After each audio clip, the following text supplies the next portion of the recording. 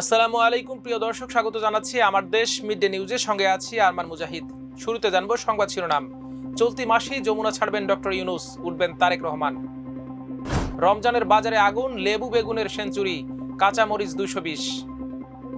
বাজার স্থিতিশীল রাখতে পর্যাপ্ত মজুদ রয়েছে বললেন বাণিজ্য মন্ত্রী। বৈদেশিক মুদ্রার রিজার্ভ $30 বিলিয়ন ছাড়ালো। 21শে ফেব্রুয়ারি ঘিরে নিরাপত্তার কোনো শঙ্কা নেই বলছে আইন শৃঙ্খলা রক্ষাকারী বাহিনী। গাইবান্ধার সাদুল্লাপুরে জনতার হাতে 2 ডাকাত নিহত। ট্রাম্প দিলেন 10 দিনের সময়, হামলা হলে সব জায়গায় পাল্টা হামলার প্রস্তুতি ইরানের। দর্শক, এতক্ষণ শুনছিলেন সংবাদ শিরোনাম, এবার বিস্তারিত। অন্তর্বর্তী সরকারের সাবেক প্রধান উপদেষ্টা ডক্টর মোহাম্মদ ইউনূস ফেব্রুয়ারির মধ্যেই রাষ্ট্রীয় অতিথি ভবন যমুনা ছেড়ে দেবেন। জুলাই গণঅভ্যুত্থানের পর প্রধান উপদেষ্টা হিসেবে শপথ নেয়ার পর থেকে তিনি সেখানেই থাকছিলেন। যমুনা ছেড়ে দিয়ে তার গুলশানের বাসভবনে উঠবেন। রাষ্ট্রীয় অতিথি ভবন যমুনা প্রধানমন্ত্রী তারেক রহমানের জন্য প্রস্তুত করা হবে। প্রধানমন্ত্রীর জন্য নতুন বাসভবন তৈরির আগ পর্যন্ত যমুনাতেই থাকবেন তিনি। জানা গেছে, নিয়ম অনুযায়ী ডক্টর ইউনূসের আরও 3 মাস যমুনায় বসবাসের সুযোগ থাকলেও তিনি যমুনা ছেড়ে দেওয়ার ব্যাপারে ইতোমধ্যে আগ্রহ প্রকাশ করেছেন। এরপরই গণপূর্ত বিভাগের প্রধান প্রকৌশলী খালেকুজ্জামান চৌধুরীর নেতৃত্বে একটি প্রতিনিধি দল গতকাল বৃহস্পতিবার যমুনা পরিদর্শন করেন। সন্ধ্যায় খালেকুজ্জামান চৌধুরী গণমাধ্যমকে বলেন, সাবেক প্রধান উপদেষ্টা 2-4 দিনের মধ্যেই বাসাটি ছেড়ে দেবেন। এরপর সেটাকে প্রধানমন্ত্রীর বাসভবন হিসেবে বসবাসের উপযোগী করতে 1 মাসের মতো সময় লাগবে। প্রধানমন্ত্রীর জন্য নতুন বাসভবন তৈরি না হওয়া পর্যন্ত তিনি যমুনাতেই থাকবেন। সেভাবেই গণপূর্ত বিভাগ প্রস্তুতি নিচ্ছে। পবিত্র মাহে রমজানের দ্বিতীয় দিনেই উত্তপ্ত হয়ে উঠেছে রাজধানীর কাঁচাবাজার। শীতকালীন সবজির পর্যাপ্ত সরবরাহ থাকলেও অপরিহার্য পণ্যগুলোর দাম সাধারণ মানুষের নাগালের বাইরে চলে গেছে। বিশেষ করে লেবু, বেগুন ও শসা সবকিছুর দামই এখন শতকের ঘর ছাড়িয়ে গেছে। তবে কাঁচা মরিচের দামে দিশেহারা ক্রেতারা। প্রতি কেজি 120 টাকা পর্যন্ত বিক্রি হচ্ছে। শুক্রবার সকালে রাজধানীর বিভিন্ন বাজার ঘুরে এই চিত্র দেখা গেছে। বাজারে গিয়ে দেখা যায় শীতকালীন সবজির অভাব নেই। আলু, ফুলকপি, বাঁধাকপি, দেশি টমেটো ও গাজর কিছুটা কম দামে বিক্রি হলেও রমজান কেন্দ্রিক সবজিগুলোর দাম বেড়েছে দ্বিগুণ। বাজারে বড় আকারের লেবু প্রতি হালি বিক্রি হচ্ছে 120 টাকায়, আর ছোট লেবু মিলছে 100 টাকায়। গোল বেগুনের কেজি 160 টাকা এবং লম্বা বেগুন বিক্রি হচ্ছে 120 থেকে 30 টাকা দরে। প্রতি কেজি শসা 120 টাকা এবং ক্ষীরা 100 টাকায় বিক্রি হচ্ছে। কাঁচা মরিচ 220 টাকা কেজি হলেও কাঁচা পাকা মরিচ বিক্রি হচ্ছে 160 টাকায়। এছাড়া বাজারে মান ভেদে ফুলকপি প্রতি পিস 40 থেকে 50 টাকা, বাঁধাকপি 30 থেকে 40 টাকা, করলা 120 টাকা, বরবটি 80 টাকা, মূলা 50 টাকা, লতি 80 টাকা এবং ধুন্দল 60 টাকায় বিক্রি হচ্ছে। এছাড়া প্রতি কেজি পেঁপে 40 থেকে 50 টাকা, গাজর 30 টাকা, কচুরমুখী 80 টাকা, শিম 60 থেকে 80 টাকা এবং শালগম 40 থেকে 50 টাকায় মিলছে। লাউ প্রতি পিস 50 থেকে 60 টাকা, আলু 20 থেকে 25 টাকা এবং ধনেপাতা 10 টাকা আটি দরে বিক্রি হচ্ছে। এদিকে রমজানে বাজার স্থিতিশীল রাখার জন্য পর্যাপ্ত খাদ্যপণ্য মজুদ রয়েছে বলে জানিয়েছেন বাণিজ্য, শিল্প এবং বস্ত্র ও পাট মন্ত্রী খন্দকার আব্দুল মুক্তাদির। শুক্রবার সকালে সিলেট ওসমানী আন্তর্জাতিক বিমানবন্দরে সরকারি বিভিন্ন দপ্তরের কর্মকর্তা ও দলীয় নেতাকর্মীদের সঙ্গে শুভেচ্ছা বিনিময় শেষে সাংবাদিকদের প্রশ্নের জবাবে তিনি সব কথা বলেন। মন্ত্রী বলেন, বাণিজ্য মন্ত্রণালয়ের অন্যতম প্রধান দায়িত্ব হলো নিত্য প্রয়োজনীয় খাদ্য সামগ্রীর দাম স্থিতিশীল রাখা।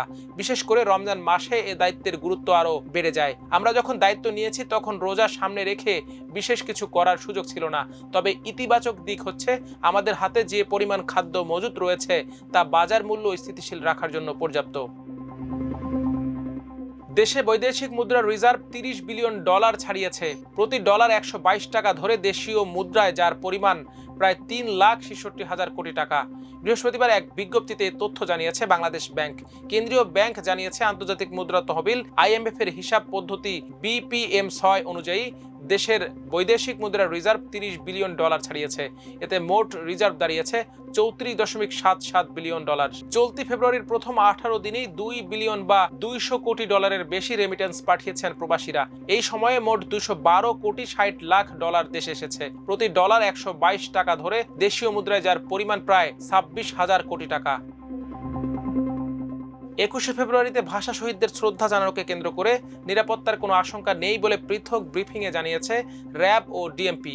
আজ সকালে ঢাকার কেন্দ্রীয় শহীদ মিনারে নিরাপত্তা পরিকল্পনা বিষয়ে সংবাদ সম্মেলনে ঢাকা মহানগর পুলিশের কমিশনার শেখ মোহাম্মদ সাজ্জাদ আলী বলেন, রাষ্ট্রপতি, প্রধানমন্ত্রী, রাষ্ট্রীয় গুরুত্বপূর্ণ ব্যক্তি, বিদেশি কূটনীতিকদের শ্রদ্ধা নিবেদনের পর রাত 12:40 দিকে সর্বস্তরের মানুষের জন্য উন্মুক্ত করে দেওয়া হবে কেন্দ্রীয় শহীদ মিনার। কয়েক স্তরে নিরাপত্তা ব্যবস্থা নেওয়া হয়েছে জানিয়ে তিনি বলেন, 15,000 পুলিশ সদস্য নিয়োজিত থাকবেন। অন্যান্য আইন শৃঙ্খলা বাহিনী ও গোয়েন্দা নজরদারিও থাকবে। শেখ সাজ্জাদ আলী বলেন, নিরাপত্তার কোনো আশঙ্কা নেই, তবে সোয়াত, বোম ডিসপোজাল ইউনিট ও ডগ স্কোয়াড সার্বক্ষণিক প্রস্তুত থাকবে। বেলা 11:20 দিকে কেন্দ্রীয় শহীদ মিনার প্রাঙ্গণে অপর এক ব্রিফিংয়ে র্যাব মহাপরিচালক AKM শহীদুর রহমান বলেন, নিরাপত্তার কোনো হুমকি নেই, তবু আমরা সব ধরনের প্রস্তুতি গ্রহণ করেছি।